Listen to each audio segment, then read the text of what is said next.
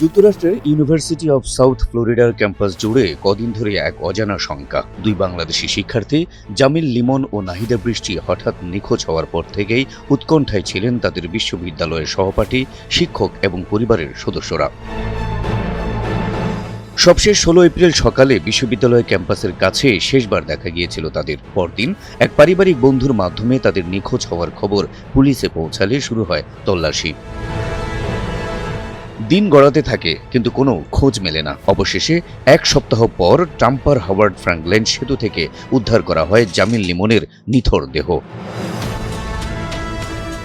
তদন্তের এক পর্যায়ে পুলিশ পৌঁছে যায় জামিলের বাসায়, যেখানে তিনি থাকতেন তার রুমমেট হিশাম আবু ঘরবেহের সঙ্গে। অ্যাপার্টমেন্টে পাওয়া যায় রক্তের চিহ্ন। সেই রক্তের নমুনার সূত্র ধরে গ্রেপ্তার করা হয় হিশামকে এবং শঙ্কা তৈরি হয় হয়তো বৃষ্টিকেও হত্যা করা হয়েছে।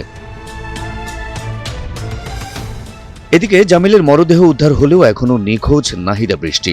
বৃষ্টির মরদেহ খুঁজতে ফ্র্যাঙ্কল্যান্ড সেতুর আশপাশের পানিতে ডুবুরি দল তল্লাশি চালাচ্ছে এখনও।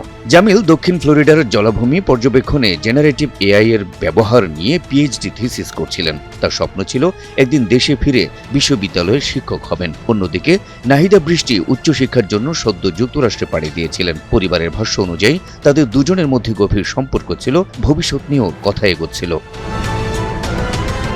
এই মর্মান্তিক খবর পৌঁছেছে বাংলাদেশের জামালপুরের মাদারগঞ্জে জামিলের বাড়িতেও। সেখানে এখন শুধুই শোক আর কান্না। 10 দিন পর ছেলের মরদেহ পাওয়ার খবর যেন পুরো পরিবারকে ভেঙে দিয়েছে। স্বজনদের দাবি দ্রুত মরদেহ দেশে ফিরিয়ে আনা হোক এবং প্রকৃত ঘটনার রহস্য উদ্ঘাটন করে দোষীদের কঠোর শাস্তি নিশ্চিত করা হোক। একটি স্বপ্নময় পথচলা যা শুরু হয়েছিল জ্ঞান আর সম্ভাবনার আলো নিয়ে, তা হঠাৎ করেই থেমে গেল অন্ধকারে, আর পেছনে রেখে গেল অসংখ্য প্রশ্ন আর অজস্র বেদনা।